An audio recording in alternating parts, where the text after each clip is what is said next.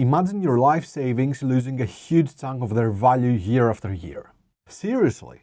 Or picture this, trying to plan for retirement or even just a big purchase, feeling like you're betting on a coin flip every single day. Sounds like a nightmare, right? Well, for millions of people before the 1990s, it was pretty darn close to reality. What if the financial calm, or at least the calmer financial waters many of us are used to, never actually showed up? What if central banks never took that crucial step to try and tame the wild economic roller coaster? Hi everyone, this is George. Let's find out what would happen if major central banks never adopted inflation targeting regimes. See, before the 1990s, the global economy was often a wild, unpredictable ride. Many countries found themselves lurching between periods of prices soaring through the roof, what economists call high inflation, and then crashing into painful recessions with tons of people out of work. Central banks, the institutions in charge of a nation's money and credit, were trying all sorts of things. Some were focused on controlling the exact amount of money floating around, an approach called monetary aggregate targeting. Others tried to lock their currency's value to a more stable one like the US dollar. But honestly, these methods often just didn't cut it. Turns out the link between the money supply and what actually happens in the economy was super unstable. This meant missed targets and a whole lot of confusion about what policies were even doing. Pegging your currency to another, like the US dollar, could bring some stability, but there was a catch. It made economies super vulnerable to problems in other countries and tied the central bank's hands when it came to looking after its own nation's needs.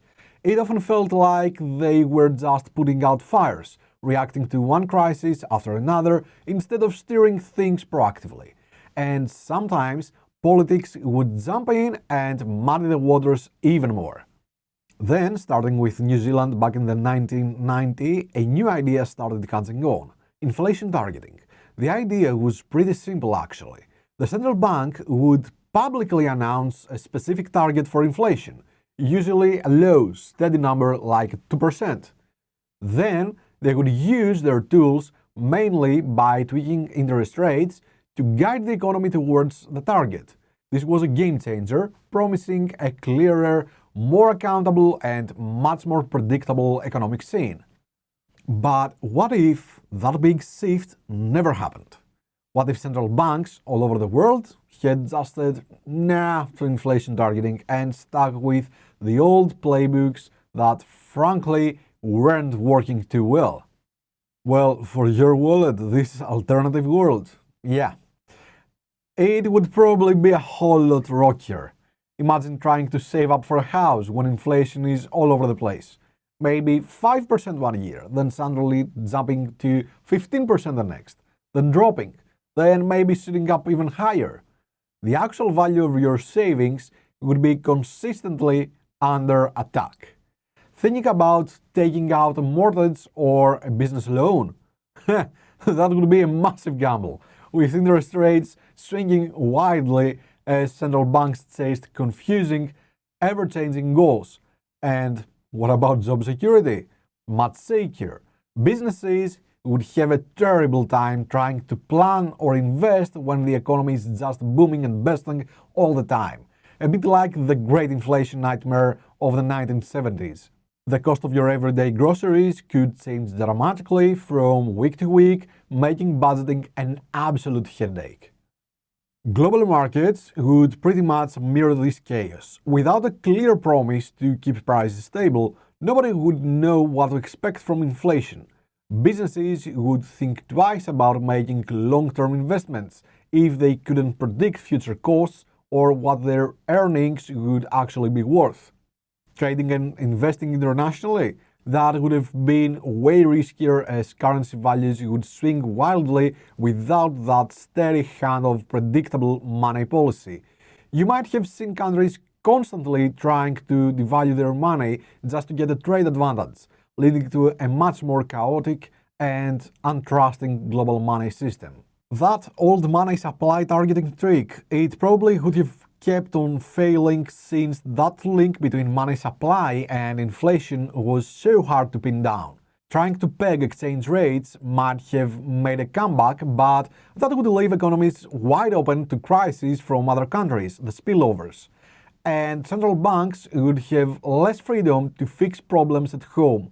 Without a clear inflation target to aim for, policy would have become a lot more go with the flow, much harder to understand, and maybe even too easily swayed by short-term political aims instead of long-term economic health. This could have easily meant higher inflation on average, much more volatile inflation, and more frequent, deeper recessions. And get this, we might have seen massive asset bubbles blow up and crash much more often, as central banks, without a main focus on inflation, might not have paid enough attention to risks in the financial system. This alternate world, forever stuck in the economic mess of the pre-90s, would be one with way more uncertainty. That wild economic past wouldn't just be a chapter in the history books, it would be our stressful everyday reality.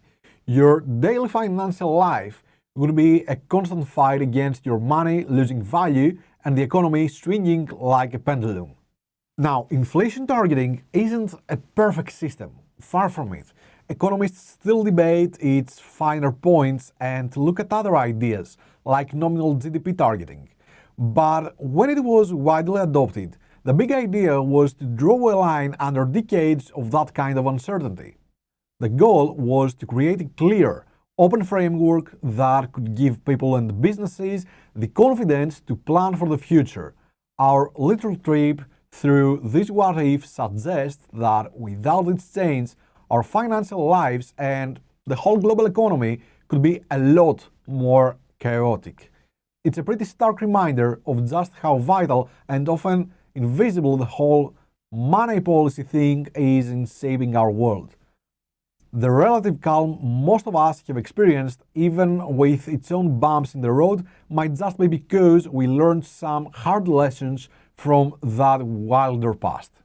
The move to inflation targeting was kind of a quiet revolution in how we manage economies. Its impact is something we feel every day, even if we don't always realize it.